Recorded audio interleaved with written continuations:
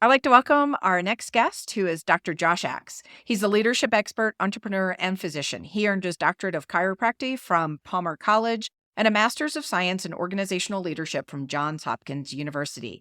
Josh is also the co-founder and CVO of Ancient Nutrition and the founder of draxe.com. His company ranked on the Inc. 500 fastest growing companies 2 years in a row. He's a best-selling author of Eat Dirt, The Keto Diet, and Ancient Remedies. Josh is also the founder of leaders.com, an online platform that provides the latest on breaking news, leadership, business, and wealth. He regularly teaches lectures and trains entrepreneurs on leadership, mindset, and self-development. He's married to his wife, Chelsea, and they have 2 daughters. They live between Nashville, Tennessee, and Dorado, PR.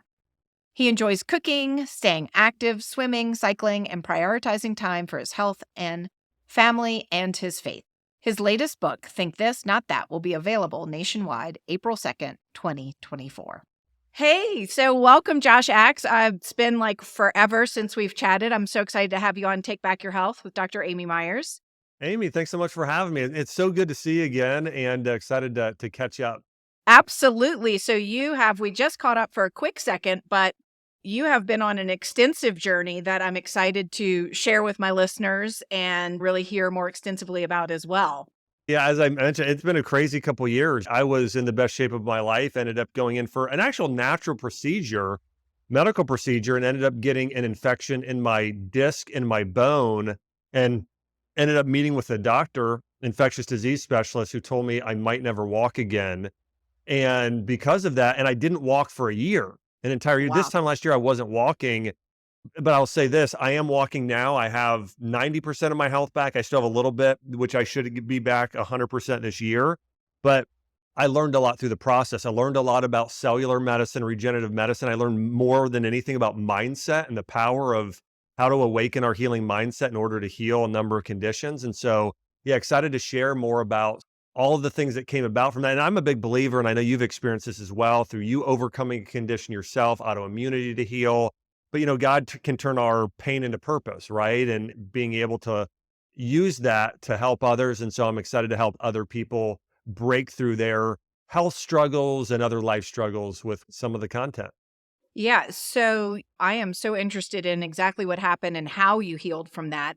Before we dive into that, you have a new book that's coming out that really, it sounds like, is based on your experience with this mindset. So you've shifted from this food is medicine and functional medicine, getting down to the root, into what I believe you're calling now mindset medicine. And your book is called Think This, Not That.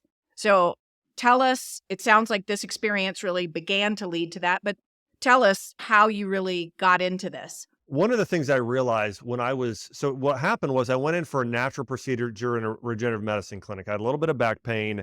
I got a natural injection of my own cells, but somehow during the injection process, bacteria, whether it got on the needle, something happened. And then my disc got infected and my bone got infected, something called osteomyelitis. You're familiar Wow. with, I got an abscess and very close to my spinal cord. And so this infection started spreading around my spinal cord. And so I went in and I decided I want to do everything I can to heal all naturally, but I did get on antibiotics for a month Of because course. now most of the time they put people on it for 3 months. That's how serious it is in an IV. I was able to decrease the time because I had read a study on hyperbaric chambers and how those can help you heal more quickly. So I got in a hyperbaric chamber, a hard chamber, for 2 hours a day. And then I did IVs of silver and methylene blue. My pee was blue for a month. I mean, I started doing all kinds of things, only ate meat and vegetables pretty much. But I had this thing happen where really I kept getting worse at first for 3 months Wow. until finally one morning I woke up and I couldn't walk. And That you can had to be imagine, because you've so. got kids, you've got family. And so we had to have an ambulance come pick me up. My daughter, I have a 3-year-old, and she's in tears and crying. And I'm Ah, brought there, got an MRI. They found the spinal infection. Well, I'm in Puerto Rico at the time. So I wanted to get treatment in the US because mhm. we've got a great emergency care system. Got flown on a plane to Florida and met with this doc. And I'll say, and then by the way, I had tried everything up to that point that I knew. I didn't know it was an infection, but I'd been taking supplements. I had been getting some natural treatments. And then I started that treatment. It still didn't turn around right away. So just to clarify, you were not on the antibiotics yet until you could not walk and got flown to the US. Right, because I did get Okay, an 'cause MRI a few weeks prior and it didn't show up. And so I still kept feeling worse. And I mean, for the first time ever, after I met with this doc and he told me, there's exactly what he told me. He said, here's your prognosis. Worst case scenario, you're permanently disabled.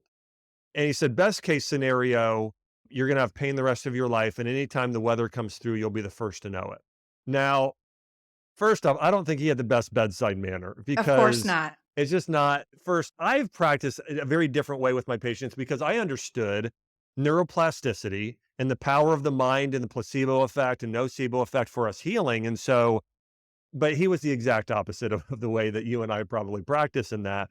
At this point, you're probably still in the ER, right? Or maybe you've been admitted at this point. I mean, you're not weeks into your treatment, right? I mean, this is like within days that he's giving you this prognosis. Exactly. Within days. And I'll say this too. After I got that, now listen, I know the truth. I know the amazing ability the body has to heal itself, but also I know how damaging infections can be in that area.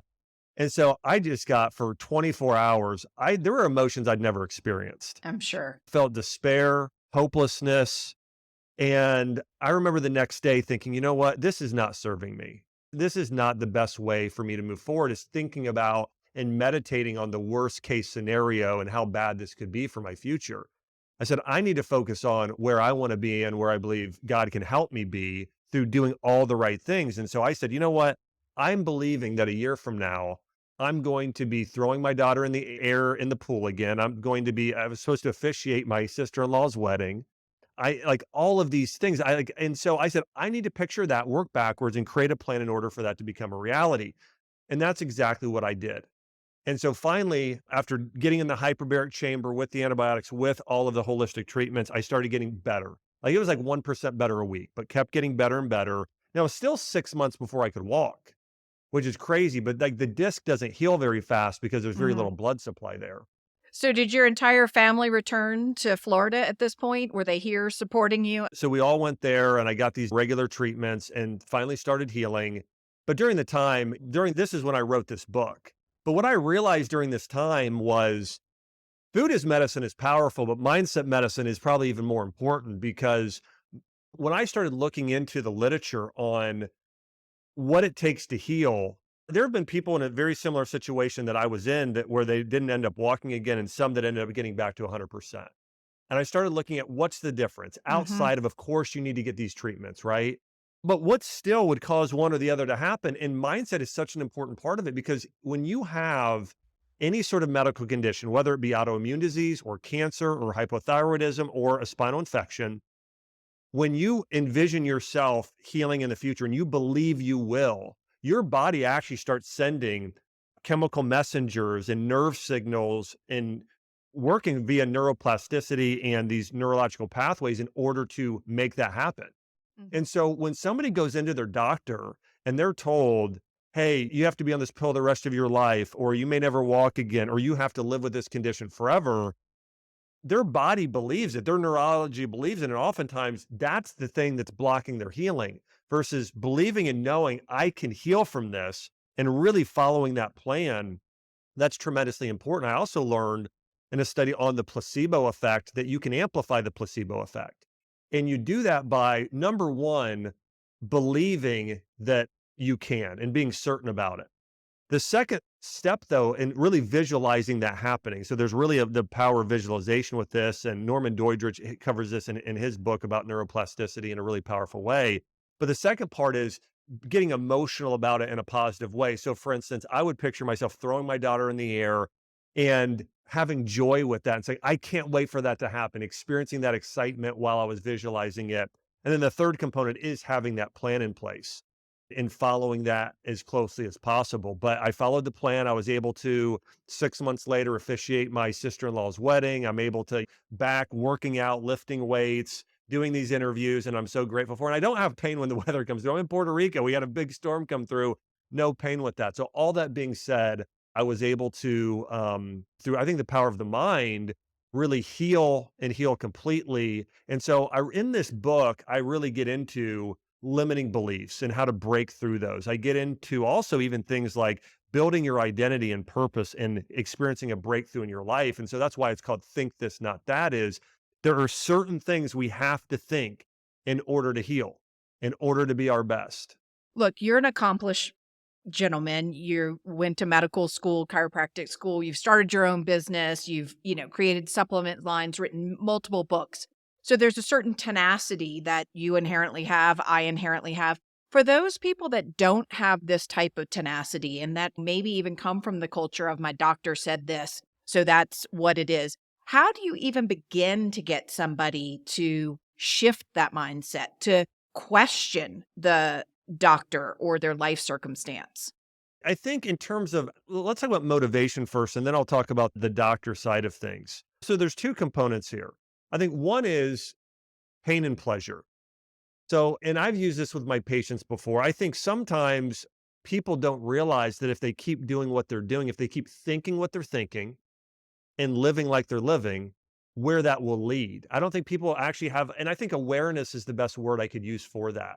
When I look at people that are living the best lives possible, they're aware, they have a high level of awareness in their area. If I think about the spiritual world, the mystics, the pastors and rabbis and priests and people like that, there's this calm serenity about them. They're very spiritually aware. If I think about somebody financially, like a Warren Buffett, he's very financially aware, like he knows. If people are going to be healthy, they need to be physically aware as much as possible. How am I reacting to this food that I'm eating right now?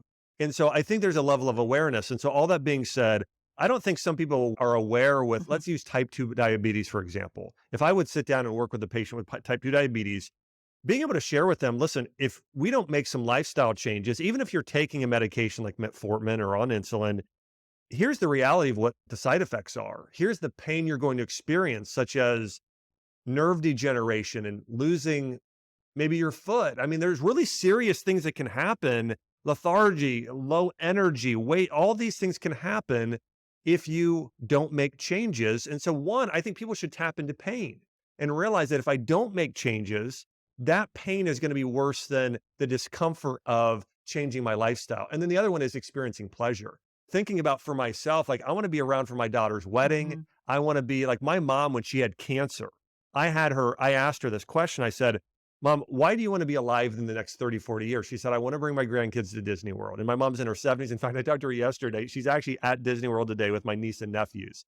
Uh, All three of them are at Disney World together. So, all that being said, we need to tap into pain. We need to tap into pleasure and use that to motivate us by thinking about what's the worst case scenario if I keep following what I'm following versus what's the best case if I start making these changes in my life. And then I think a similar thing, awareness about the medical system. When you start to learn facts like, for example, the pharmaceutical system, how much money is in that industry, or that the United States and New Zealand are the only two countries that are allowed to market to pharmaceuticals to people, because think about the contraindications with that or the conflicts of interest. The fact that you have a doctor and the pharmaceutical companies that are going to make money by prescribing this versus what's actually best for the patient, there's really, or to think about that when somebody's in medical school, they get zero nutrition classes. You only study disease, you never study health. So I think when people Right. become more aware of, now, of course, people like yourself, now I had some hours in the schooling I went to of nutrition, but most of what we have learned, you and I, has been through pouring through thousands of hours of medical journals and reading books and writing books. And so learning that way. But I think when someone becomes more aware about the truth and reality about the medical system, about doctors, it really has to be through self-study if you're going to be an excellent physician. And then also sort of tapping into that pain and pleasure. I think those are important tools. And I'll say one other thing, and this is something I cover in my book, is I don't think people need to change everything at first, right? I mean, I'll tell you, I've had people experience breakthroughs by just changing breakfast. I mean, that's sometimes where I started with some patients. I said, listen, just change breakfast. That's one third of your diet. I mean, that's a really could be a tremendous change to start to help you experience a breakthrough. So I think those are some things that people might consider and some good places to start.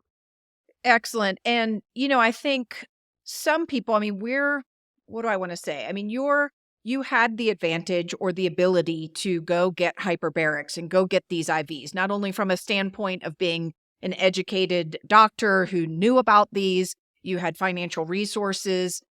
And so I believe that you're probably starting from a place where when you're talking about pleasure and pain, where you didn't live in a life of pain. And so you're able to think about these pleasurable things. I mean, I'm just thinking about the people that maybe don't have these resources. And when someone's trying to coach them about diabetes and saying, here's the road that it's going to go, but it could look different. But maybe that person is someone who has suffered much of their life and they don't really know a different way. I mean, you kind of talk about this later in the book, which we can get into sort of your story in life and your story in your family about the hero and the victim and the villain. And maybe some of these people their story is that they are always the victim, right? Maybe they've had health issues their whole life or abuse or something else that led them. And look, we know certainly with autoimmunity and many chronic diseases that trauma and things like that are part of that story for many people. I know I heard it with so many of my patients. I know likely you probably have too.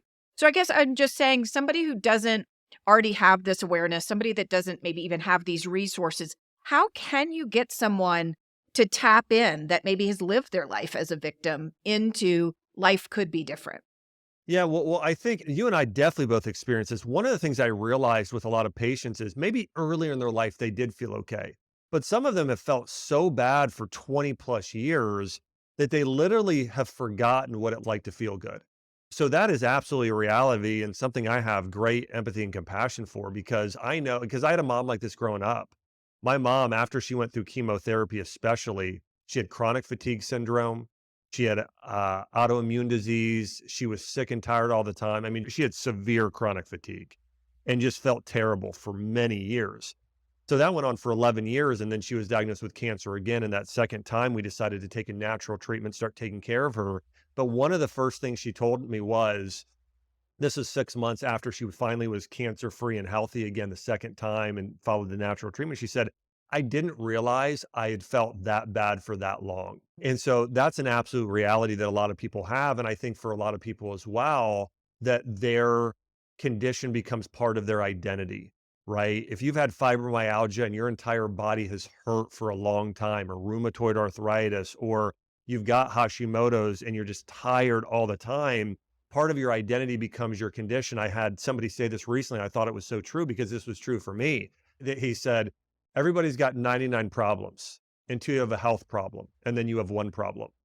And so when you have a health problem, it can become all consuming, almost the only thing you think about, because when you feel bad, it's so top of mind. I mean, you don't feel like going out. You don't feel like doing some of the things even that you're skilled or gifted at. So what I would say is that the first thing you have to do is take a leap of faith.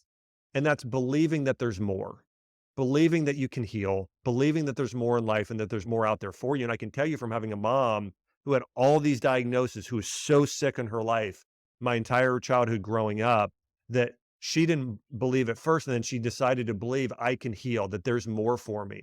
And my mom would tell you she feels better now in her 70s than she did in her 30s and 40s.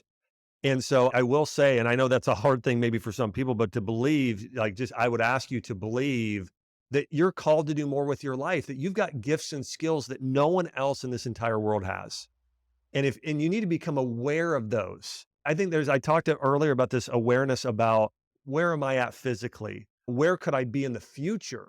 One, have faith that you can be a great place in your future and be aware of what your gifts and skills and strengths are now to know that you can add something to the world. I think that a lot of people don't believe or are also aware of how their actions don't only impact them, but all the people around you. And if you don't use your gifts and skills, it hurts everyone around you. The world loses something. And I think people maybe have a lack of self-worth and esteem and value about maybe what they can offer.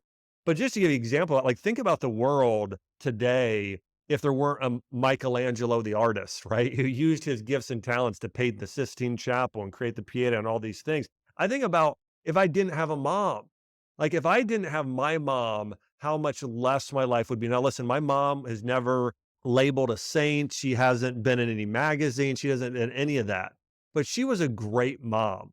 And I think the fact that if someone can just be a great parent, knowing the significance of that's important. I mean, I think that as I was writing this book, one of the other things I tapped into, Amy, which became so convicting for me and motivating was all of us attach different levels of meaning to our identities. So I'll give you an example of this.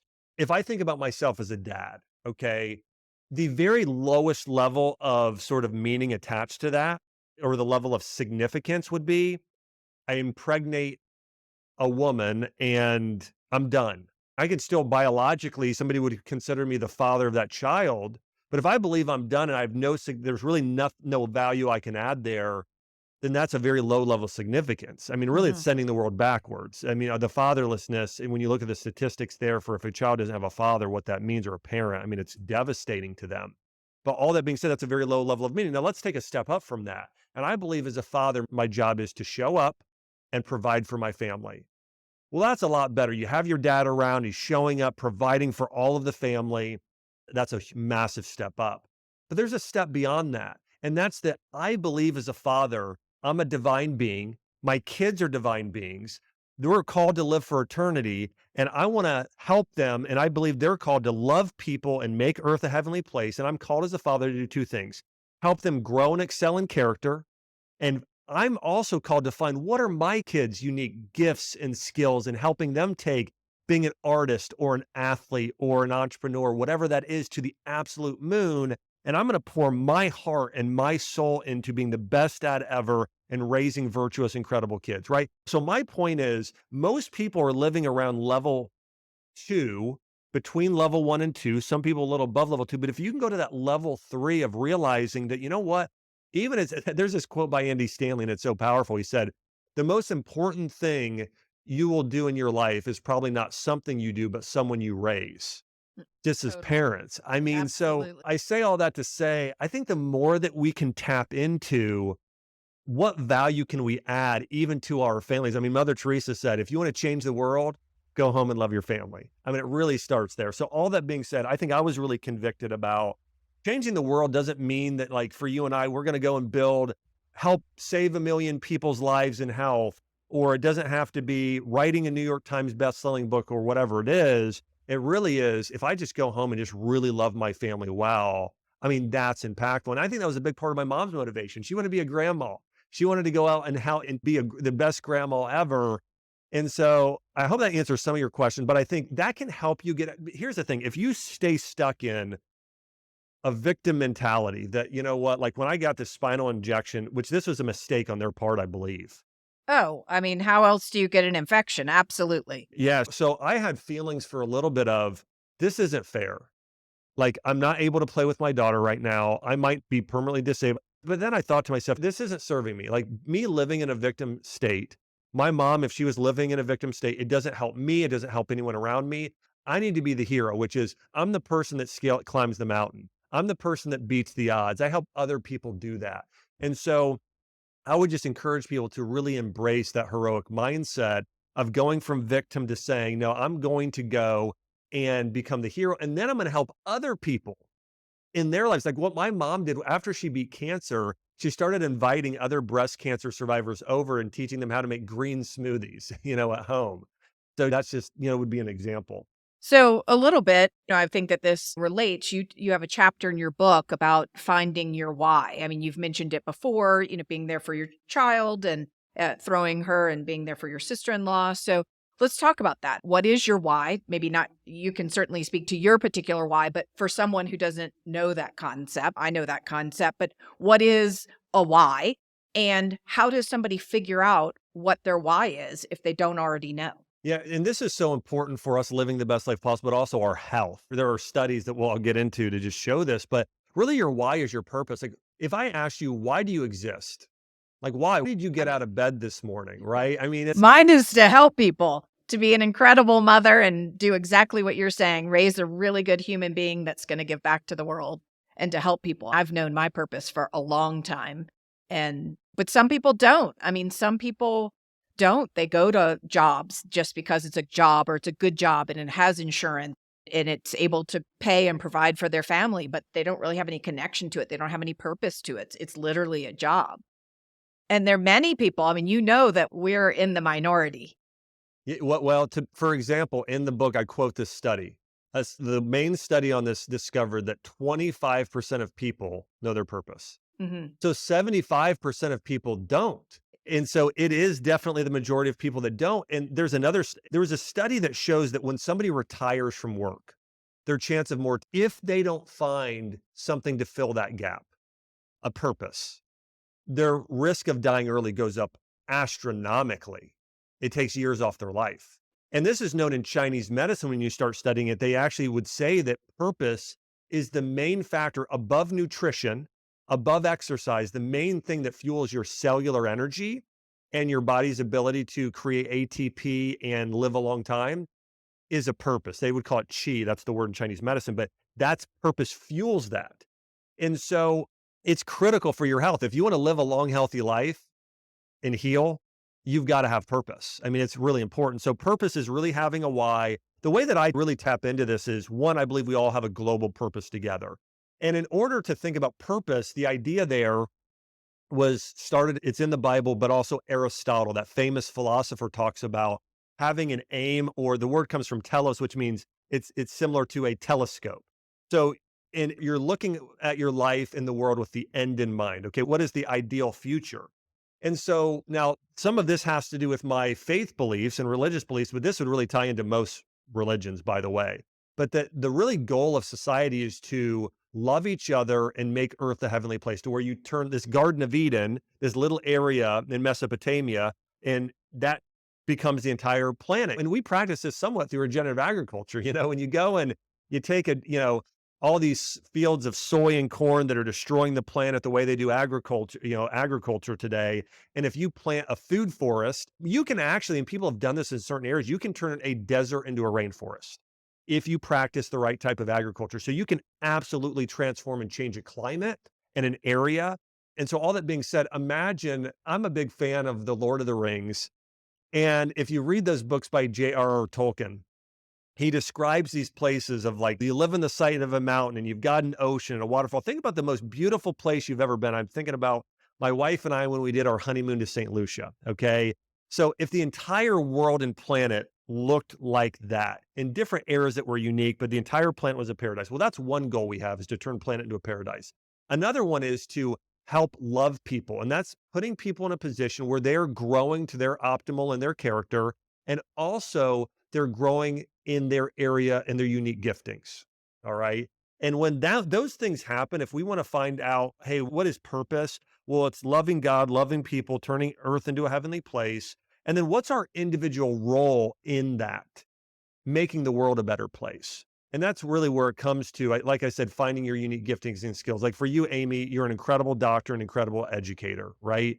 So, and then of course, you've got being a wife and a mom in those roles. So you have some of these different roles. And so you're going to be thinking about, okay, God gave me these ability to be a mom and nurture my kids and raise up great kids. You're a really talented communicator and educator. So your goal, part of what your purpose is, to get better and better at that, and to become a better and better healer. So you're reading the medical journals, you're writing the books, you're doing all those things. And so, and you and I are very closely aligned in those purposes. And so for us, it's those things. Again, for my mom, it was helping other women. My mom might lead a Bible study or volunteer in the community or teach these women, breast cancer survivors, how to make those green superfood smoothies. It might be someone on social media. Today, most of the information on there is just trash. Best word I could think of for what people are posting on social media. And there's a study that came out on the more time high school girls spend on social media, the lower their self-esteem goes. Well, turn the world into a heavenly place by being the opposite of that. Do everything you can to help lift up girls and teach them how to be virtuous and help those teenage girls, right? So I would think about what is, and here's how they do in Japan. It's called a kigi. They say, in order to find your purpose, answer this question. Number one, what are you passionate about? What do you love? Number two, what are you gifted at? And number three, what's a problem in the world that you can help solve? What is that thing that breaks your heart? You're like, this isn't right. Something that you want to help, and then just start filling that gap. And if you can make money doing it, if there's a reward involved, then that's fine too. That's great too. But I think those are some ways to start to really tap into and find your purpose. Excellent. I love that Japanese kigi you said. A Kigi, yeah. Awesome. One of the things that you talked about that resonated with me in the book is about becoming, not accomplishing. And so, can you distinguish what accomplishing is versus what you mean by becoming? Yeah. So I'll start it off when I really realized this, by the way. I was at my grandfather's funeral and I had an amazing grandfather. My grandfather was a World War II veteran, lived to be 96 years old. And this is pretty, when he was 44 years old. So I grew up in Ohio. He grew up fixing telephone, like blue collar work, fixing telephone lines that were broken. And at 44 years old, he's like, I'm just not doing what I love.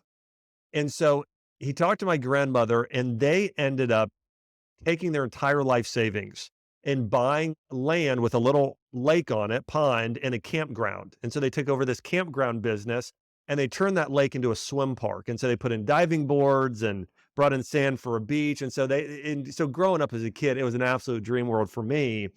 And he operated this business for 52 years. And he made it his ministry. I mean, he would go back in that campground and he would give people food if they needed it. He would give money. Half the people stayed for free. My grandfather made no money whatsoever. When he died, they didn't really have much money to their name. But I was at his funeral and the pastor who was leading the sermon, there was the part in the funeral that everybody knows where they say, does anyone have any final words or last words about Howard? Anything they want to say? And the first person that said something to me was an uncle of mine, and he was a few people over. And he just blurted out, and just 70 years old, in tears, cried out. He goes, Howard was my best friend. And I'm ashamed to say, for a split second, my first thought was, I don't think you weren't my grandfather's best friend because I know that's my other few Yeah. uncle, whatever. But then I realized something. I realized there are hundreds of people in this room, and I'm absolutely certain you're right. My grandfather was your best friend because probably half the people in the room felt like he was their best friend. Hmm. And I had thought at that time as well, there was something that I kind of hit me. I thought, you know what? That this is success. Like you get to your end of your life and you have impacted people. And then people kept going after him, by the way, saying, I mean, I had somebody said, Howard saved my marriage. He was the father I never had. I mean, just these amazing things. And when I was a kid, my grandfather used to bring me, he volunteered once a week. He would go to the hospital, bring somebody their favorite meal. It was a volunteer as part of his church. And he would go and he would hold their hand and he would speak, he would talk to them and just kind of care for them. And so I remember that's how my grandfather was growing up. He was the guy too. And if you imagine a 90-year-old doing this, he'd put his arm, his withered hand on your shoulder and encourage you and say, hey, how can I support you? So, but I started thinking about what is success? Because at the time, I think I was pursuing again, writing a book and building a business and doing certain things, really accomplishing things. That was my biggest focus, was accomplishing things.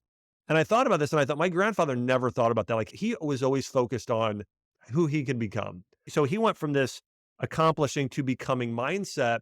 And I thought about the difference between those mindsets. And one of my other, he was a hero for a time, not anymore, but I used to do triathlons and cycle, and I loved Lance Armstrong. And I saw he accomplished like winning 7 Tour de France's. And I realized, and my heart was broken. I was so sad when I heard out he was cheating and doping and everything else. And so, but that's the accomplishing mindset. It's win at all costs, whatever it takes, money, character aside, it's win at all costs.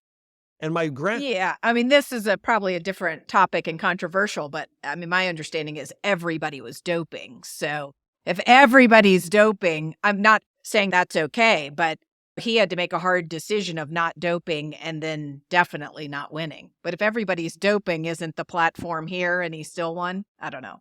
Well, listen, I agree with you on that, in that everybody was cheating. And listen, I'm not being hard on Lance Armstrong. I still admire what he accomplished. I mean, again, part of it, when my mom was a cancer survivor, he built an incredible organization. If I had the opportunity to interview Lance or connect with him, I would just be encouraging of him because, I think anytime anybody can learn from their mistakes. Let me give you an example with Lance Armstrong. The thing that I admired most about him, I read an article years ago that he was at a bar in Austin and some guys that were drunk just started yelling at him like cheater, whatever else. He said, you know what? The old me would have gone and punched the guy in the face.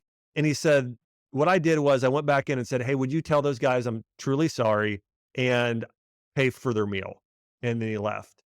And I thought, he went from an accomplishing mindset to a becoming mindset Mhm. there. I mean, he started thinking more about that.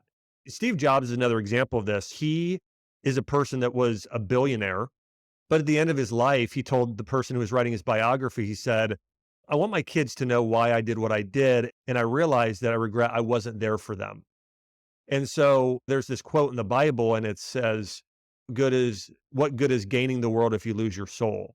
And I think it's a similar thing. What good is being right in your marriage if you lose your marriage? Or what good is gaining wealth if you lose your health? Like there's a cost to things, right? So Absolutely. So how do you find that balance? I mean, I too, my mother passed away at a very young age, and friends of mine were at the funeral telling me stories that I didn't even know of, ways that they had connected with my mother. My mother was someone who was very involved in our lives and interested in our lives and our friends, both my brother and myself. And I was very busy accomplishing as well, right? Going to the Peace Corps, getting into medical school, all of these things.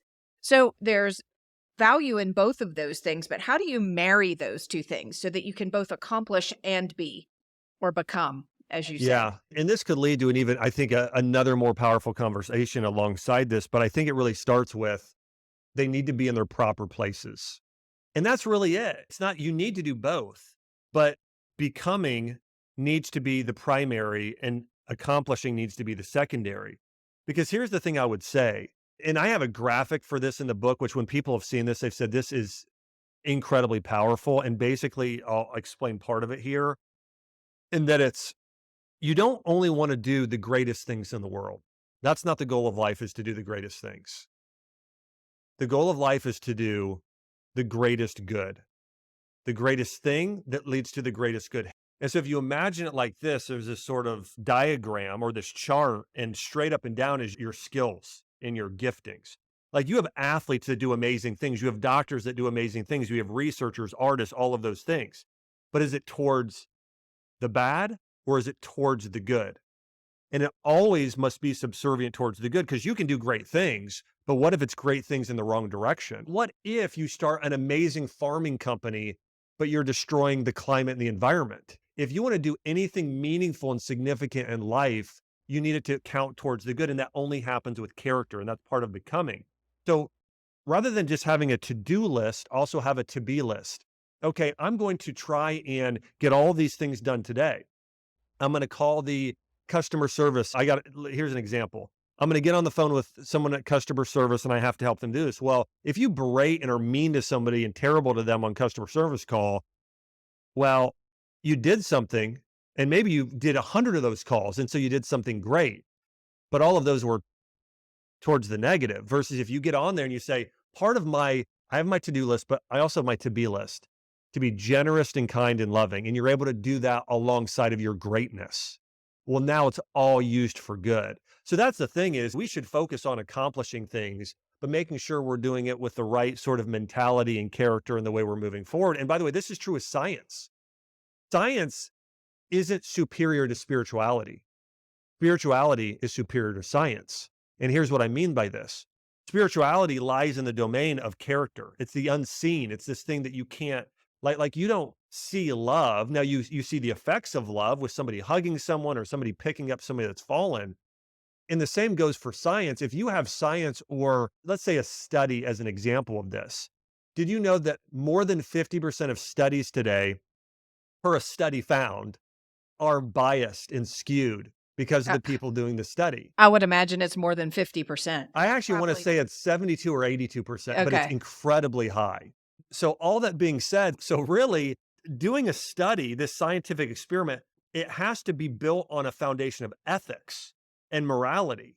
And so, not to get I don't want to get any more in the weeds here, but my point here with this is that it's incredibly important to keep in mind. So here's the reality. If you want to make the biggest impact with your life and do the most possible, take your gift and skills to the highest level possible, but do it at the same time towards the good with your character. If not, your accomplishments will actually lead towards a negative world. I hear everything that you're saying, and it seems like we need that more than ever because the world is in a state quite the opposite more than ever, right? I mean, if 70 to 80% of all scientific studies out there are skewed, and it's probably even more than that because that's what somebody's actually reporting or has uncovered and discovered, right? So there more wealth and power is being controlled by fewer people in the world. And some of them may not be using that for the good. So I guess my first question is, even myself, someone who I feel like I have decent amount of influence in a certain sphere within the world and certainly good intentions in the world. I mean, I can even wake up kind of feeling in despair and feeling a little overwhelmed by what's happening. You've got to know that if you're listening to this podcast or watching this, that if you aren't operating in your gifts and operating with character, the world loses something. It really does. And so you want to do everything to take your character and take your skill to the highest level possible in becoming. And again, becoming should be the primary. And then here's the thing, when you become a certain type of person and you focus more on, I'm going to become a better leader, I'm going to become more generous, I'm going to become more wise, I'm going to read the right things, then the right accomplishments tend to flow out of those things. Well, back to your story of healing, and you mentioned, I think, a number of times of, I don't know if you called it visualizations, where you just really, I mean, there's so many studies on this, right? Of, I mean, even with athletes, right? Like envisioning yourself throwing the ball, envisioning yourself getting the touchdown, envisioning yourself winning the game, and not just vision, but literally feeling it in every cell of your body. So it sounds like you were doing something similar with throwing your daughter in the air and swimming with her in the pool. Can you talk to us about the power? Do you call it visualization? What do you call it? And power of that? Yeah, I call it visualization. And one of the things that I found in my personal experience and working with people and also even the studies is that you want to go beyond just visualization. So what I actually tend to start with one thing before I visualize is I do prioritize and I think about the end of my life and I think about what are the most important things in my life, like my family, like God, like my health. And I make sure that those things are lined up because you could visualize driving a Lamborghini, but is that really going to lead to the, and that's fine for some people. My point is that the most fulfilling thing that you should have visualized. And I think for some people, maybe a few people it is, but I don't think it's the majority. So for me, I really decided what, like, as I was going through this, I want to visualize myself with my family and doing these things together. And so I would visualize very clearly myself playing with my almost 4-year-old now daughter, and we got a 3-month-old as well. So I would Oh, visualize that. congratulations. I didn't Thank know. you. A girl or boy? Girl. I'm a Oh, girl dad. So visualization, the studies are really powerful in terms of trying to clearly picture what you want your life to look like. And then the next step is, so you want to prioritize, visualize, and then you want to systematize. What's the system in place that you need in order to, for instance, for me to heal? So the way that I systematize is I write down what are all the individual things I could do that could have contributed to my health. So I wrote down hyperbaric chamber, taking certain supplements like turkey tail mushroom and astragalus and a number of things, collagen. Okay, what's another thing that I could do? I need to spend time in prayer and meditation. Okay, what's another thing for my healing? Well, as soon as I could, doing exercises in the pool every day, specific exercises. So I had those down. And then after I systematized, then after I strategized, then I systematized and put those all in my schedule. And just those were our habits, right? These are daily habits where I ate this and I exercised like this and I did this. And then I realized the results. And so that's really the process. And I have a really cool graphic in the book where I really go through how do you go from that process to this and this, and people can plan it for themselves in there. But yeah, I really think that visualization is something not a lot of people are doing enough of to just be crystal clear. This is where I want to get in the future. But then the second part really is you need to have a strategy then. What is the ideal strategy to make that vision a reality?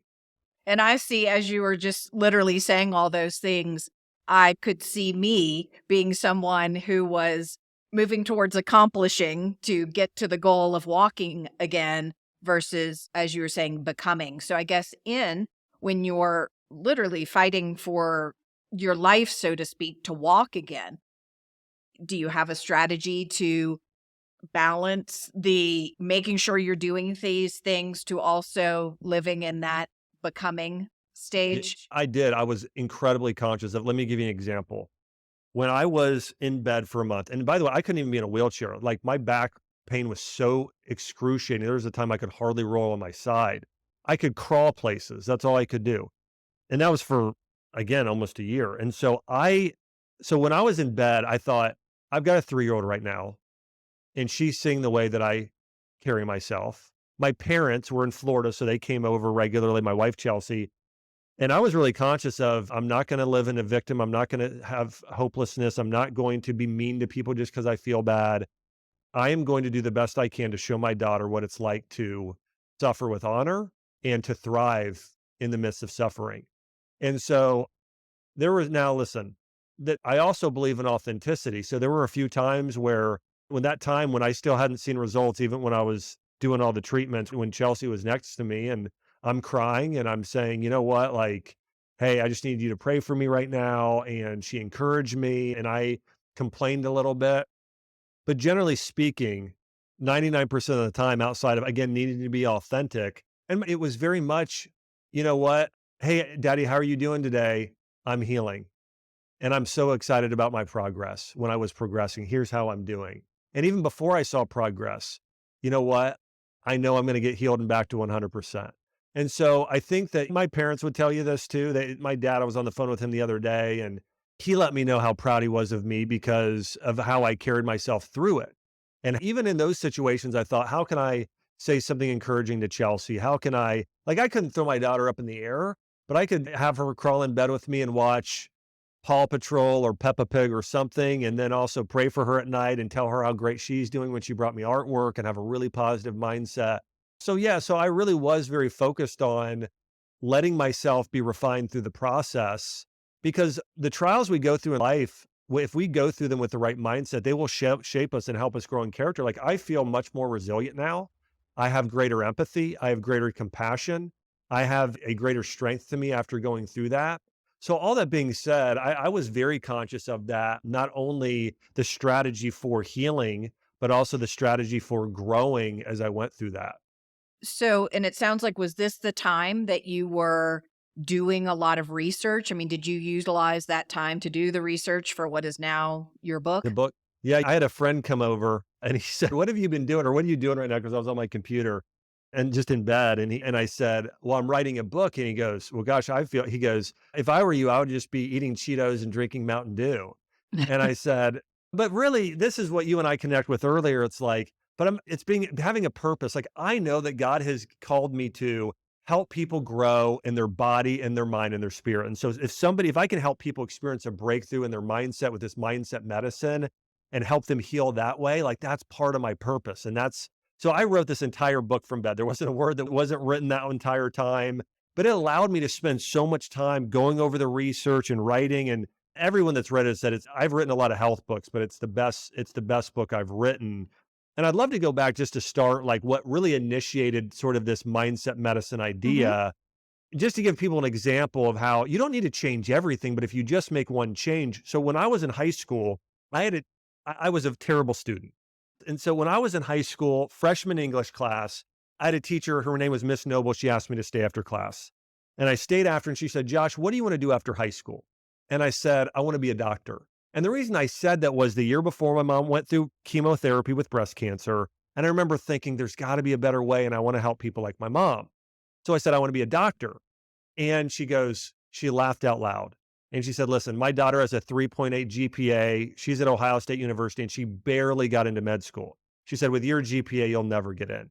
And she said, "You got an F on this paper. You're getting a D in my class. You need to try harder." And that was it. And I walked out. But as a 14-year-old kid, like, the thing that I took away was, I'm not smart. And then 2 weeks later, my mom brought me to see a doctor and he diagnosed me with a learning disorder. He said, "You have severe ADHD," and he prescribed Ritalin. And I didn't start taking the drug because my mom didn't want me to take it. And I'm really glad of that. But the thing that I walked away from that was, I remember literally thinking, I thought, gosh, not only am I not smart, I'm medically not smart. Like, there's something wrong with me. And so throughout high school, I really stopped even trying. And the only reason I graduated with a C minus GPA, like barely, like a 2 point whatever GPA. And I just graduated because I knew my dad would just be so angry if I didn't graduate high school. So that was like my whole motivation. And I graduated and I did want to go to college. I applied to schools and I got denied by almost everywhere. But the University of Kentucky sent me a letter and they said, "You're not in. But if you come and take summer school classes and average above a 3.0, we'll let you in." And I thought, well, I don't want to be the kid that stays home and goes to community college. Like I want to go off to college. And so I went and tried. And so I went, and the first class I had to take was English 101. And I remember thinking when our first big assignment, which was a paper, I thought, I'm really going to try on this. And so I tried, I handed it in. And then the teacher, her name was Miss Williams, she asked me to stay afterwards. And I thought, oh no, like not this again. And she says, what's your major? And I said, I don't have a major. I haven't chosen one. And she said, well, I think you should consider being an English major or a journalism major. She said, because you're a really great writer. She said, you got an A, not only an A, you got the highest grade in the whole class on this paper. You did a great job. I think you could be a really gifted writer. And I said, thank you. And I walked out. And honestly, for me, Amy, like it was it was so needed. And I had believed for 4 years that I just was not smart. And I didn't try. And honestly, my thoughts of being a doctor just went away. I never thought about it again for 4 years. And then that teacher told me I was a good writer. And it was like, I'll call it like a memory transplant or a mindset transplant. It's almost like you have a sick organ, like you got this diseased heart or kidney. And then I got something new put inside of me that now is functioning properly. And then I thought, I can do this. And then in college, I averaged above a 3.0 GPA. I went to Johns Hopkins. I graduated there with a 3.9 GPA and eventually went on to become a doctor, write books, all the things. And I don't share any of that to boast. I share it because here's the reality. If I would have held on to that one limiting belief that I wasn't smart, I wouldn't have done any of that. Like I would not be doing this interview with you here today if I wouldn't have had that mental shift. And there's a lot of people listening to this and watching that you have a limiting belief. And it could be you don't believe you can heal, or you believe you have to be on the pill or live with the condition the rest of your life, whatever it is. Or it could be a limiting belief about a relationship or a career. And so you're not writing the book or you're not starting the business or doing the thing. And you might be one limiting belief away from experience your breakthrough. And that's really what this book is about, is going through, here's how you break through these limiting beliefs. And I'm super proud of it. I also did an accompanying workbook and a video series called it's a mindset masterclass that if people go to joshax.com and you get the book there, or you can get it on Amazon too and go to joshax.com, it's hundreds of dollars worth of free gifts and bonuses, expert interviews on mindset and healing and a number of things. And so if people are interested for the next couple of weeks, you can go on to joshax.com or Amazon, get the book, and then just plug in the code you get from your book and you'll get hundreds of dollars worth of these free bonuses. But I really think if people are saying, I want to experience a breakthrough in my health or life in any way, I think it's an amazing book to help people do that.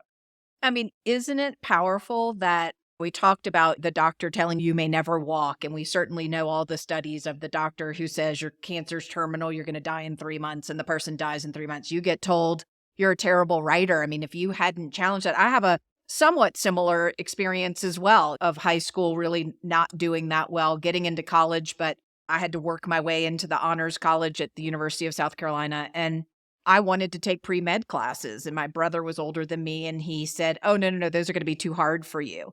But it was my interest and I didn't do it. I didn't believe in myself enough. So then after graduating college, I had to go back and do 2 years of post-bac pre-med. Because I mean, I knew back then I loved science. I was interested in it. I was passionate about it. I didn't know till my Peace Corps experience I wanted to be a doctor. But those people in our lives, literally the power of one person to affect your lifespan, whether you walk again, whether, you're going to be successful in school. So before we part ways, can you talk about how somebody, I mean, obviously your book and all the resources that you just mentioned on your website, but that they can have this, you said mindset transplant? Yeah. So here's what I recommend in overcoming limiting beliefs. Here's just one little tip. When you think about limiting beliefs, one, you want to identify it and when it started. When's the first time you felt not beautiful or unworthy or whatever it might be, like you couldn't heal? Right. And when did you first start? Maybe it's not the first time, but the first time you can think of when it started. And then you want to go back, identify that and write down, what is it exactly that I believe? Is it that I'm not worthy or I'm broken or something like that? And then you want to go and you want to prove why that's not true. Like, for instance, I could think about, well, I got in a few times in high school. So like, it's not that I could never do good. And it's that maybe I wasn't interested or I wasn't working hard enough. So there's a number of things there. And then you want to replace it with something. And so you want to say, what should I believe? And one of the best ways to know what you should believe is Think about somebody that's thriving in the area of life you want to thrive and say, what do they truly believe? And try and align with their type of thinking. So, for instance, for me, I'm not smart. Well, now I'm going to contest that saying, well, I've gotten A's and I got an A on this paper and I had Miss Williams tell me I'm a great writer. So I put that up on my bathroom mirror. I realized that, okay, that's true. What should I believe? Well, I am smart. I'm made in the image of God. I am called, I have gifts and skills. And so I think you just want to be able to then reinforce that on a regular basis. And going back to what you said, this is so good, is that life and death is in the power of the tongue. Our words are unbelievably powerful. There are people who have gone years without somebody saying something encouraging to them. Literally, that happens constantly.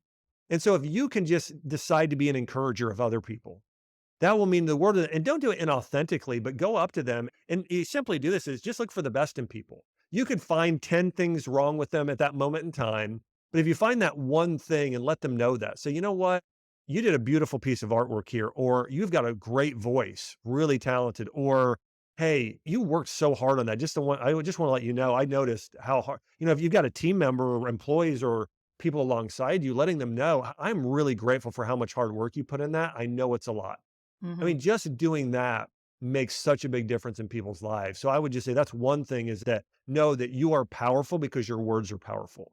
And so the more that you can speak life to people, the bigger change you can make in people. And I don't know if you know this statistic, but there's this statistic about sort of one negative thing you need to say at least five positive things or to counteract the one negative thing, right? I mean, it can't just be a one to one.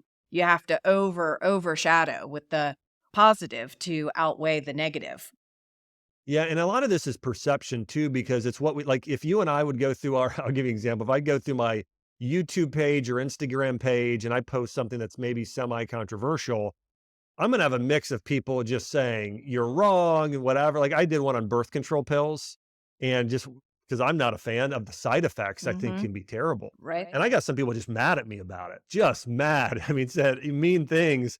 And I could sit there, if I only focused on all the mean things, I could think of, oh God, like feel bad about myself. But if I focus on the positive ones, and so some of it is choose to focus on the one, not the five. Right. Absolutely. Well, for those who haven't already, pick up a copy of your book, Think This, Not That. And before we part, I'd like to ask folks kind of three things that you would recommend people can do to take back their health, or maybe you want to take back your mindset. Yeah, well, number one, let's start with that as number one, and I'll head on the other two. Take back your mindset. And so I would say number one thing I want to encourage everybody to do is identify areas where you're not thinking correctly. Do you have a scarcity mentality? Is it you have a wrong belief about yourself or about other people? So identify number one, what's that one bit limiting belief you have in your life? Number two, let's tap into that vision you have for your life. Have you stopped dreaming? Have you stopped thinking about what your best life can look like? Go and rethink and envision, what does your ideal future look like? Then work backwards and start creating a strategy to get there. Number three, I would say, I really believe that one of the best things we could do health wise is get outside first thing in the morning, like win the morning, win the day. This is something I like to say, win the morning, win the day. So if you can create some healthy practices in the morning, like I'll share mine. I wake up in the morning and I will do a walk while being grateful and maybe even praying on the walk. But I'll go for a 15-minute walk outside, and I'm killing a lot of birds with one stone. It's like I'm getting sunlight, vitamin D, my circadian rhythms are balanced. I'm walking, getting my blood moving, and I'm doing a gratitude practice, all of those happening. Then I'll walk inside. I'll make myself a superfood smoothie with pretty much just collagen and some berries. That's pretty much all I have in there. And then I'll sit down and maybe read something positive, and then I'll hug my family. And then, I mean, that 30 minutes in the morning just gets my morning started right. So I'd say number three is win your morning by some of those health practices, superfood smoothie, walking. Now, if you're intermittent fasting, move everything back a few hours. But all that being said, that's a great way to start your day. Excellent. And you mentioned before your website, but if you want to just share again your website or social media where people can find you. Yeah, just go to joshaxe.com. That's JOSHAXE.com. And you can learn more about the book there and get it in all the free bonuses there. Also, my Instagram handle is at Dr. Josh Axe. And my podcast is the Dr. Josh Axe Show. And like I said, we've had some great guests. We had Carrie Underwood on. You're coming on, maybe the biggest celebrity and one of the best interviews of all. If you want to listen to the interview I do here with Dr. Amy in the future. And then also, yeah, it's on YouTube, it's on iTunes, but yeah, at the Dr. Josh Axe Show, you can find there as well. Well, this was great. I was so glad to catch up with you. Sorry to hear the struggles that you've been through, but it sounds like you took the motto of making lemonade out of lemons. And really, I've only scanned your new book, but I was just telling you before this interview how much I was enjoying it, and I'm excited to dive deeper. So thanks for continuing to improve yourself, try to improve the world, and create great little humans as well. Awesome. Well, thanks for having me, Dr. Amy. It was an honor. Yeah, great to talk to you. Take care.